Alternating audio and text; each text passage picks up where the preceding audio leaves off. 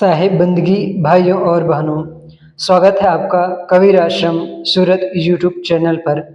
आज हम बात करेंगे कि विधि का विधान क्या है और क्या इसे टाला जा सकता है और क्या कोई ईश्वर लिखता है विधि का विधान। हमारे धर्म ग्रंथों में एक कहानी आती है। अर्जुन के पुत्र अभिमन्यु थे और उनके पुत्र राजा परीक्षित।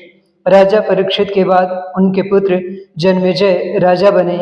एक दिन जन्मेजय महर्षि वेदव्यास जी के पास बैठे थे।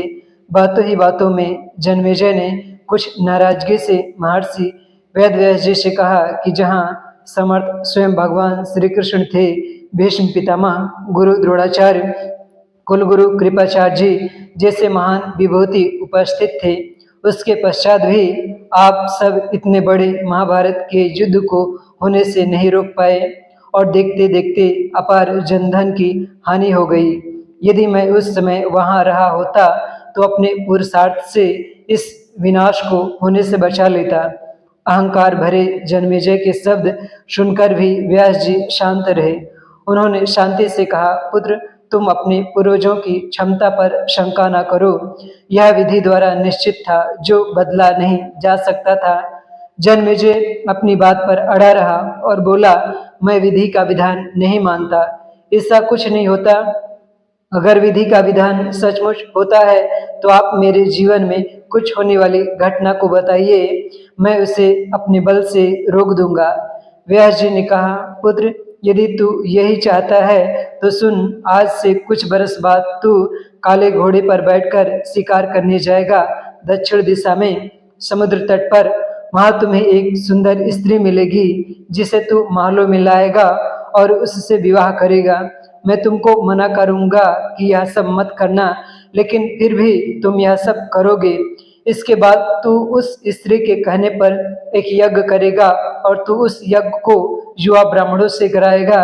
इतना सुनते ही जन्मेजय हंसते हुए और व्यास जी की बात को काटते हुए बोला, मैं आज के बाद काले घोड़े पर ही नहीं बैठूंगा और मैं आज के बाद शिकार करने ही नहीं जाऊंगा। तो फिर ये सब घटनाएं घटेंगी कैसे? व्यास जी ने कहा कि और आगे सुनो। और उस यज्ञ में एक ऐसी घटना घटित होगी कि तुम रानी के कहने पर उन युवा ब्राह्मणों को प्राण दंड दोगे, जिससे तुम्हें पाप लगेगा और इसके फल स्वरूप तुम्हें कुष्ठ रोग हो जाएगा और वही तुम्हारी मृत्यु का कारण बनेगा। व्यास जी ने कहा, ये सब घटनाएं तुम्हारे जीवन में होने वाली हैं और तुम रोक सकते हो तो रोक लो। महर्षि वेदव्यास जी की बात सुनकर जन्मेजय सावधानी बरतते हुए शिकार पर जाना ही छोड़ दिया। मगर होनी को कौन टाल सकता है, और समय बदला और राजा जन्मेजय को एक दिन शिकार पर जाना ही पड़ा। उसने सोचा, काला घोड़ा लेकर नहीं जाऊंगा, लेकिन संजोग की बात की उस दिन अस्तबल में केवल काला ही घोड़ा था।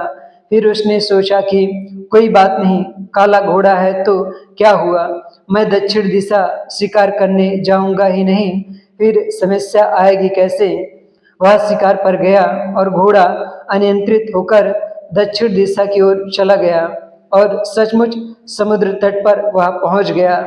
समुद्र तट पर पहुंचते ही उसे एक स्त्री दिखाई दी और उस पर वह मोहित हो गया और उसने उस स्त्री को अपने साथ राजमहल लाया और उससे वह विवाह कर लिया।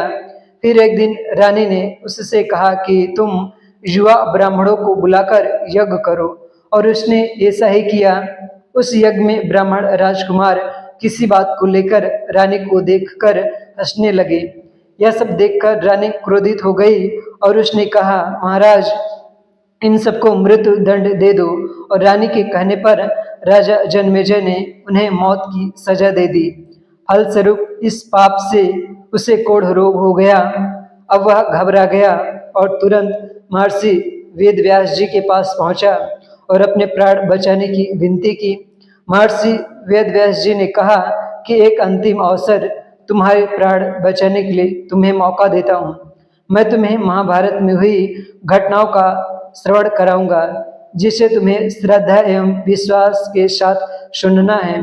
तुम्हारा रोग ठीक हो जाएगा और फिर मैं तुम्हारे प्राण को बचा पाऊंगा। परंतु यदि तुमने किसी भी प्रसंग के बीच अविश्वास किया, अश्रद्धा किया, तो फिर मैं कथा रोक दूंगा और फिर मैं तुम्हारे प्राण नहीं बचा पाऊंगा। याद रखना, अब तेरे पास यह अंतिम अवसर है। अब तक जन्मेजय को महर्षि वेदव्यास जी की बातों पर पूर्ण विश्वास हो चुका था, इसलिए वह पूरी श्रद्धा और विश्वास के साथ कथा श्रवण करने लगा।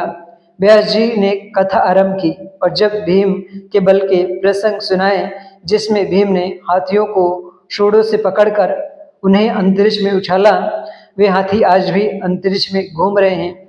इतना सुनते ही जन्मेजय अपने को नहीं रोक पाया और बोला कि यह कैसे संभव हो सकता है, मैं नहीं मानता इस बात को। महर्षि वेदव्यास जी ने कथा का प्रसंग वही रोक दिया और कहा कि पुत्र, मैंने तुझे कितना समझाया कि अविश्वास मत करना, परंतु तुम अपने स्वभाव को नियंत्रित नहीं कर पाए, क्योंकि यह होने द्वारा निश्चित था। और जितनी मात्रा में राजा जन्मेजय ने श्रद्धा और विश्वास से कथा सुना, उतनी मात्रा में वह कुष्ठ रोग से मुक्त हुआ, परंतु एक बिंदु रह गया और वही उसकी मृत्यु का कारण बना। यह कहानी काल्पनिक है। हमारे धर्म ग्रंथों में जितनी भी कहानियां हैं या जो प्रसंग है, उसके पीछे उनका मनोवैज्ञानिक उद्देश्य छिपा हुआ है। इस कहानी का सार यह है कि मनुष्य जो कर्म कर चुका है पिछले जन्मों में और आज के कर्म सब उसे भोगना ही है, वह उससे बच नहीं सकता है। और यही विधि का विधान है और इसको लिखने वाला स्वयं मनुष्य ही है। अब मनुष्य पर निर्भर करता है कि वह अपना विधान कैसे लिख रहा है, बुरा या अच्छा। और जब हम संत गुरुजनों के सानिध्य में जाते हैं, सत्संग में जाते हैं और जितनी मात्रा में हम गुरुजनों के अमृतमय वचनों को श्रद्धा और प्रेम से सुनते हैं, उस समय हमारे जीवन में दुख नहीं होता। और जैसे ही हम अश्रद्धा और अविश्वास किए, हमारा मन चंचल हो जाता है और दुख की अनुभूति करने लगता है।